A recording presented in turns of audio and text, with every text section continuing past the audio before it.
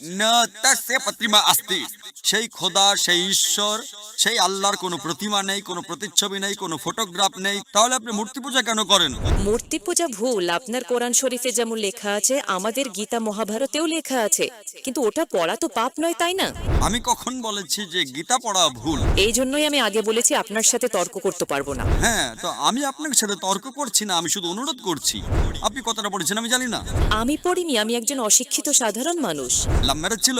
হ্যাঁ। हाँ, दिल लगाया जीते तो परी क्या चीज है?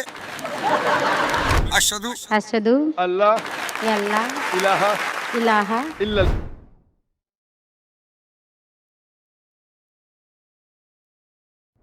আমার নাম স্বপ্না, আমি হিন্দু পরিবার থেকে। আমার স্বামী মুসলমান হামিদ কোরেশি। আমি এই প্রশ্নটা করছি যে পূর্বপুরুষদের সময় থেকেই হিন্দু মুসলমান জাত ভেদাভেদ চলছে। তো আপনি বলেন যে হিন্দু মুসলিম আলাদা আলাদা নয়, এরা সব এক। আমি মানি, কিন্তু ব্যাপারটা হলো যখন কোনো হিন্দু বাচ্চা হয় তখন তাকে হিন্দু রীতিতে বরণ করা হয়, মুসলিম বাচ্চা হয় মুসলিম রীতিতে বরণ করা হয়, যেমন তার কানে আজান দেওয়া হয়। আর যখন হিন্দু বাচ্চা হয় তার নাম কৃষ্ণ বা রাম নাম রাখা হয়। যাকে যেরকম শিক্ষা দেওয়া হয় সে সেরকমই শিক্ষা পায়। যেমন আমাদের শেখানো হয়েছে ছোটবেলা থেকে ভগবানকে মানতে, আমরা ভগবানকে মানি। আমরা মুসলমান ধর্মকেও মানি, এমন নয় যে মানি না।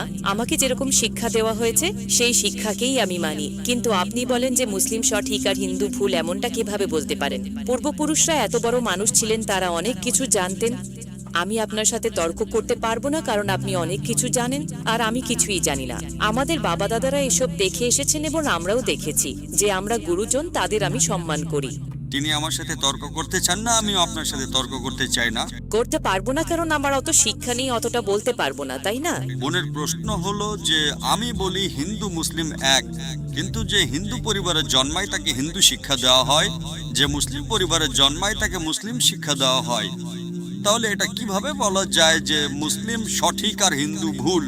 এটা কি বোন আপনি বলছেন আপনার শিক্ষা কম? আমি আপনাকে জিজ্ঞেস করতে চাই, 2+2 কত হয়? 2 আর 2 কত হয়?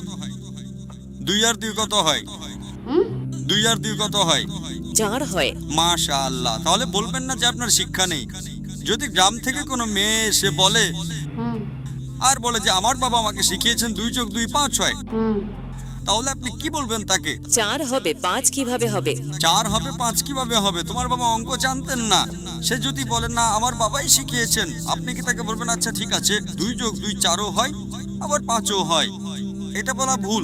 দুটোর মধ্যে অনুসন্ধান করতে হবে কোনটা সঠিক, সেটার উপর আমল করি। না না, আমি কি চাই? হিন্দুও সঠিক, মুসলিমও সঠিক, 2+2 4ও সঠিক, 2+2 5ও সঠিক। আপনি তো মাশাআল্লাহ অনেক জ্ঞানী, আপনি জানেন 2+2 4 হয়। কত লোকেরা জানে না 2+2 4, তারা বলে 5 হবে। যেহেতু খোদা আপনাকে জ্ঞান দিয়েছেন, বুদ্ধি দিয়েছেন, আপনার দায়িত্ব হলো তাকে বলবেন বোন 2+2 5 নয়, 2+2 4 হয়। তখন সে হয়তো বলবে আচ্ছা আচ্ছা দুটোই ঠিক। আপনি বলবেন না দুটো ঠিক নয়, 2+2 4ই হয়, 5 ভুল। একইভাবে যদি কারো বাবা মা তাকে ভুল শিখিয়ে থাকেন যে মূর্তি পূজা করতে হবে, অথচ হিন্দু ধর্মগ্রন্থে বলা হয়েছে মূর্তি পূজা ভুল, তাহলে যার কাছে জ্ঞান আছে, আমি একজন ছাত্র, ইসলাম অনেক ধর্মের, তো যেহেতু আমার জ্ঞান আছে, আমি অবশ্যই সেসব লোকদের বলবো যারা ভুল বলছে সঠিক জিনিসটা অনুসরণ করুন। আমি আপনার সাথে বিতর্ক করব না, কিন্তু যারা জ্ঞানী লোক হিন্দু ধর্মের, খ্রিস্টান ধর্মের, ইসাই ধর্মের, এটাকে বলে ডায়লগ। আমি স্টুডেন্ট আর তারা পিএইচডি ডক্টর, আমি মেডিকেলের ডক্টর, ধর্মের ডক্টর নই। তাদের সাথে সংলাপ করি, আলোচনা করি, বিতর্ক করি। আমি যদি ভুল হই আমাকে ভুল প্রমাণ করুন, আমি নিজেকে বদলাতে রাজি আছি। আপনি আমাকে প্রমাণ করুন যে আমি যা বলছি তা ভুল, আমার ধর্ম ভুল, আমি আপনার ধর্ম গ্রহণ করতে প্রস্তুত আছি। Open challenge. কারণ আমি ইসলাম ও কয়েক ধর্মের এক সাধারণ ছাত্র। 19 বছর পর্যন্ত আমার পরিবার মুসলিম ছিল, তাই আমিও ছিলাম। 19 বছর পর যখন গবেষণা শুরু করলাম তো জানতে পারলাম যে আমি সঠিক ধর্মে আছি। তারপর অন্য ধর্ম সম্পর্কে জানতে শুরু করলাম যে সব ধর্মে ভালো কথা আছে। প্রত্যেক ধর্মের কিতাবে পরিবর্তন আসার পরেও, দুর্নীতি আসার পরেও এই সঠিক কথা লেখা আছে যে ঈশ্বর এক, তিনি ছাড়ার কারো ইবাদত করা উচিত নয়। এর মানে কি আমাদের গুরুজনেরা যে শিক্ষা দিয়েছেন তা ভুল? কিছু জিনিস সঠিক, আবার অনেক কিছু ভুল। আমি আপনার বড় থেকে বড় গুরুর সাথেও বিতর্ক করেছি। একজন আপনাদের হিন্দুস্তানের মান্যগণ্য শ্রী শ্রী রবি শঙ্করের নাম শুনেছেন? হুম শ্রী শ্রী রবি শঙ্কর শুনেছেন? ওনারা যেমন বই পড়ে জানেন, আপনিও বই পড়ে জানেন, আসলটাকে দেখেছে? একদম ঠিক। তিনি বলেন 4 বছর থেকে আমি ভাগবত গীতা মুখস্থ জানি, কিন্তু বিতর্কে ভাগবত গীতা একটা তথ্য সূত্র দেননি। এমনটা নয় ঈশ্বর এভাবে আসেন না। আপনি কত পুণ্য করেছেন বলছেন, এই জন্মের কথা বলতে পারেন? কত জন্মের কথা কিভাবে বলতে পারেন? একদম ঠিক। তো আমি বলি যে আপনার কিতাব বলছে যজুর্বেদ অধ্যায় 32 শ্লোক 3 আর শ্বেতাশ্বেতোপনিষদ অধ্যায় 4 শ্লোক 19 আছে না তাসে প্রতিমা আস্তি। প্রতিমা মানে হলো প্রতিচ্ছবি। সেই খোদা, সেই ঈশ্বর, সেই আল্লাহর কোনো প্রতিমা নেই, কোনো প্রতিচ্ছবি নেই, কোনো ফটোগ্রাফ নেই, কোনো পেন্টিং নেই, কোনো মূর্তি নেই, কোনো ছবি নেই। তাহলে আপনি মূর্তি পূজা কেন করেন? মূর্তি পূজা না করলে ঈশ্বরকে কিভাবে ডাকি, যেমন শিক্ষা দেওয়া হয়েছে, বইয়ে লেখা আছে। যদি শিক্ষা ভুল দেওয়া হয়, মূর্তি পূজা এর মানে এই নয় যে মূর্তি পূজাই করতে হবে, মূর্তিকে দেখতে হবে। গীতা বা মহাভারতে মূর্তির কথা নেই, সেটা পড়ুন, সেখানেও তো শিক্ষা আছে। বোন, আপনি মূর্তি পূজা করেন কিনা? আমি করি, এমন নয় যে করি না, হয়তো আমি ভুল করি। যদি আপনার বন্ধু বলে 2 যোগ 2 5, তাহলে আপনি তাকে সুজা দেবেন কিনা? হ্যাঁ, শুধরে তো দিতে হবে। আমিও চাই আপনাকে সঠিক পথ দেখাতে। আমি বলছি, যদি মূর্তি পূজা কোরআনে ভুল লেখা থাকে সেটাকে পাশে রাখুন। আপনি কোরআন মানেন না, আপনার ধর্মগ্রন্থেই লেখা আছে মূর্তি পূজা ভুল, আমি তার প্রমাণ দিচ্ছি। তাহলে আপনি কেন করছেন? আপনাদের যেমন শিক্ষা দেওয়া হয়েছে যে এই ধর্মে এইভাবে ডাকতে হয়, ঈশ্বরকেই তো ডাকা হয়। বোন, একটা একটা করে আলোচনা করি, তারপর অন্য বিষয়ে যাব। আমার প্রথম প্রশ্ন হলো, মূর্তি পূজা যখন ভুল তখন কেন করেন? আপনি কেন মূর্তি পূজা করেন? এখন সেই পূর্বপুরুষরা ওইভাবেই করে এসেছেন, এটা তো আজকের কথা নয় যে আমি মানা করে দিলাম আর বললাম চলো ও আর করছি না। কিন্তু এই পূর্বপুরুষরা যখন যুগ যুগ ধরে করে আসছেন, তখন তারা তো এটা বলতে পারেন না যে আমরা করব না, আমরা করব না, তাই না? যদি যুগ যুগ ধরে গ্রামে শেখানো হয় যে 2 যোগ 2 5, তাহলে কি আপনি সেটা মানবেন? আমার পূর্বপুরুষরা বলতেন পৃথিবী সমতল, আমি কি তা মানবো? আমি জিজ্ঞেস করছি, আজ পৃথিবী কেমন? পৃথিবী কি সমতল নাকি পৃথিবী গোল? গোলে। মাশাআল্লাহ, আপনি তো জ্ঞানী, আপনি তো জানেন।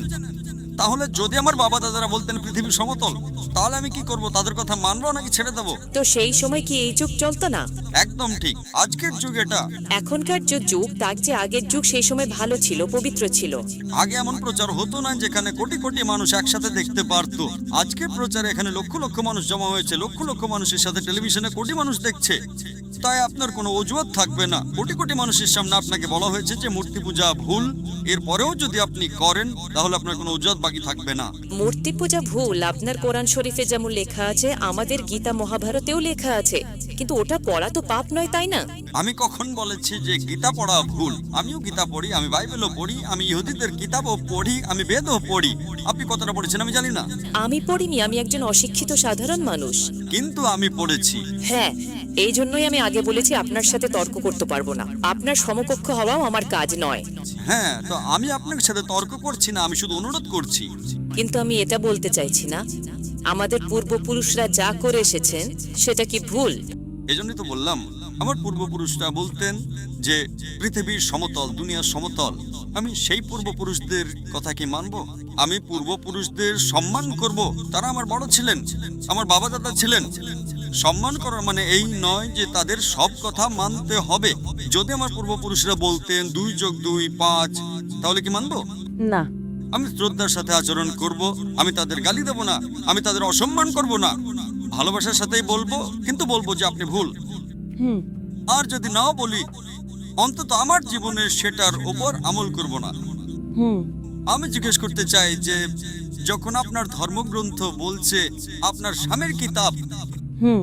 আপনি তো আপনার স্বামীকে বিয়ে করেছেন, তাই না? হ্যাঁ। লাভ ম্যারেজ ছিল? হ্যাঁ। ঠিক ছিল না ভুল ছিল সেটা অন্য কথা, কিন্তু যখন আপনি আপনার স্বামীকে এত ভালোবাসেন, আপনার স্বামী আপনাকে ভালোবাসেন কিনা? হ্যাঁ। আমি আমার স্ত্রীকে খুব ভালোবাসি, আমি আমার স্ত্রীকে সবচেয়ে বেশি ভালোবাসি। আপনার স্বামী আপনাকে ভালোবাসেন, তিনি কি চান না যে আপনি জান্নাতে যান? না। আপনি কি চান যে আপনার স্বামী জান্নাতে যাক যাক কিনা? হ্যাঁ। তাহলে আমি জিজ্ঞেস করি, যদি একটা গাড়ি থাকে হুম। আর সেই গাড়িটা যখন চলে, তার একটা চাকার সাইকেলের আর আরেকটা চাকা ট্রাক্টরের, গাড়িটা চলবে কি? না। চলবে না, ভারসাম্যহীন। এজন্য আমাদের দেখা উচিত কোনটা একটা সঠিক। 4 টায়ার যদি লাগিয়ে দেয় সাইকেলের, তাহলে হয়ে যাবে হাত গাড়ি। যদি ট্রাকের টায়ার লাগাই, হয়ে যাবে ট্রাক। তাই আমাদের এটা অনুসন্ধান করা উচিত। আমি এটা বলছি না যে চোখ বন্ধ করে আপনি আপনার স্বামীর কথা মেনে নিন। শিক্ষিত হওয়া জরুরি নয়, কিন্তু বুদ্ধিমান প্রজ্ঞাবান হওয়া জরুরি। আমাদের শেষ নবী মুহাম্মদ সাল্লাল্লাহু আলাইহি ওয়াসাল্লাম তিনিও নিরক্ষর ছিলেন, কিন্তু সবচেয়ে জ্ঞানী ছিলেন। তো আমি আপনাকে জিজ্ঞেস করছি, যখন স্পষ্টভাবে আপনার বইয়ে হিন্দু ধর্মগ্রন্থে এবং কোরআনে লেখা আছে, তখন আপনার পূর্বপুরুষরা যদি ভুল কথা বলতেন, তাহলে কি আপনার সেই ভুল জিনিসের ওপর আমল করা জরুরি? না। তাহলে আপনি কেন মূর্তি পুজো ছাড়েন না? আপনি বলেন আপনি আপনার স্বামীকে ভালোবাসেন কিনা সেটা একটা প্রশ্ন চিহ্ন, এটা বাহ্যিক ভালোবাসা। সত্যিকারের ভালোবাসা হলো আমি চাইবো যে এই দুনিয়াতেও এবং আখিরাতেও আমার স্ত্রী আমার সাথে থাকুক। আপনি কি চাইবেন না যে আপনার স্বামী আপনার সাথে থাকুক? চাইবেন কি না? হ্যাঁ। তাহলে আপনি কি অনুসন্ধান করবেন না যে কে সঠিক, আপনার স্বামী নাকি আপনি? কারণ আপনার হিন্দু ধর্মগ্রন্থ লেখা আছে এটা হারাম। ইয়া। তাহলে আপনি কি মূর্তি পূজা ছাড়তে প্রস্তুত? হ্যাঁ। মাশাআল্লাহ। আপনি কি মানেন যে খোদা এক? হ্যাঁ। আপনি কি মানেন মূর্তি পূজা ভুল? হ্যাঁ, ভুল। আপনি কি মানেন যে মুহাম্মদ সাল্লাল্লাহু আলাইহি ওয়াসাল্লাম শেষ নবী? হ্যাঁ হ্যাঁ মাশাআল্লাহ। এর মানে আপনি মুসলিম? হ্যাঁ হ্যাঁ স্বামী মুসলমান হলে স্ত্রীও মুসলমানই হয়। স্বামী মুসলমান হলে স্ত্রী মুসলমানই হয়। স্বামী আছে তাই মুসলমান এমনটা সবসময় জরুরি নয়, উল্টোটাও হয়। স্ত্রী ও স্বামীর পরিবর্তনের কারণ হয়ে যায়। কারণ একটা প্রবাদ আছে, আমি বলবো সঠিক নাকি ভুল। দিল লাগায়া দিতে তো পারি গাছি দে, তো ভালোবাসা অন্ধ হয়। আমার উর্দু অতটা ভালো নয়, সব কবিতা পাবলিকের জন্য নয়। তো আমি বলতে চাই, আপনি তো বিয়ে করেছেন, ভালোবেসেছেন, কিন্তু বাস্তবে আপনি যদি মূর্তি পূজা ছাড়তে প্রস্তুত থাকেন, এক খোদাকে মানতে প্রস্তুত থাকেন এবং এটা মানতে প্রস্তুত থাকেন যে মুহাম্মদ সাল্লাল্লাহু আলাইহি সাল্লাম শেষ নবী, তাহলে আপনি নিজেকে মুসলিম বলতে পারেন। হ্যাঁ, আমি তো মুসলমানই। মাশাআল্লাহ। তাহলে আপনি মানেন যে খোদা এক? হ্যাঁ। আপনি মানেন মূর্তি পূজা ভুল? হ্যাঁ, ভুল। আপনি মানেন যে মুহাম্মদ সাল্লাল্লাহু আলাইহি সাল্লাম শেষ নবী? হ্যাঁ। মাশাআল্লাহ। আপনাকে কেউ জোর করেছে ইসলাম গ্রহণ করার জন্য? না না, আমাকে কখনো কেউ জোর করেনি। কত বছর আগে আপনার বিয়ে হয়েছে? এখন 8-9 বছর হয়ে গেছে। 9 বছর হয়ে গেছে। আপনার স্বামী জোর করেননি। ঠিক করেছেন না ভুল করেছেন সেটা পরে আলোচনা করা যাবে, কিন্তু আজকে আপনি নিজের মন থেকে ইসলাম গ্রহণ করতে চান। হ্যাঁ। আপনার উপর কোনো চাপ নেই, না। আপনি মন থেকে করতে চান। হ্যাঁ। ইনশাআল্লাহ আমি আরবিতে বলবো আর আপনি তা পুনরাবৃত্তি করবেন। আশহাদু আশহাদু আল্লাহ ইয়াল্লাহ ইলাহা ইলাহা ইল্লাল্লাহ ইল্লাল্লাহ ওয়া আশহাদু ওয়া আশহাদু আন্না মুহাম্মাদান মুহাম্মাদান আবদুহু আবদুহু ওয়া রাসূলুহু ওয়া রাসূলুহু। মাশাআল্লাহ। মাশাআল্লাহ। আপনি 9 বছর পর মুসলমান হয়ে গেছেন। আমি অনুরোধ করব যে আপনি ইসলামের জ্ঞান অর্জন করেন, কোরআন অনুবাদের সাথে পড়েন আর সেটার উপর আমল করেন। আপনার এই শাহাদাত আমার গতকালের বয়ানকে সম্পূর্ণ করেছে। আমি বলেছিলাম জ্ঞান 2 পৃথিবীর জন্য। সেই জ্ঞান আপনি পিএইচডি করেন, টিচার হন, প্রফেসর হন, কিন্তু আপনার রবের দিকে নিয়ে আসবে না, আপনার সৃষ্টিকর্তার দিকে নিয়ে আসবে না। সেই জ্ঞান দিয়ে কি লাভ? আপনি সেই প্রফেসরের থেকেও উত্তম যার জ্ঞান তার রবের দিকে নিয়ে আসছে না। আমি আপনাকে ধন্যবাদ জানাই আর আল্লাহর কাছে দোয়া করি আপনাকে এই দুনিয়ার আখিরাতে ইনশাআল্লাহ জান্নাত দিক। এরকম আরও interesting video doctor Zakir Naik Bangla lecture, Bangla ওয়াজ, জাকির নায়েক প্রশ্ন উত্তর ও দেশের সমসাময়িক বিষয় জানতে চ্যানেলটি সাবস্ক্রাইব করে আমাদের সাথে থাকুন।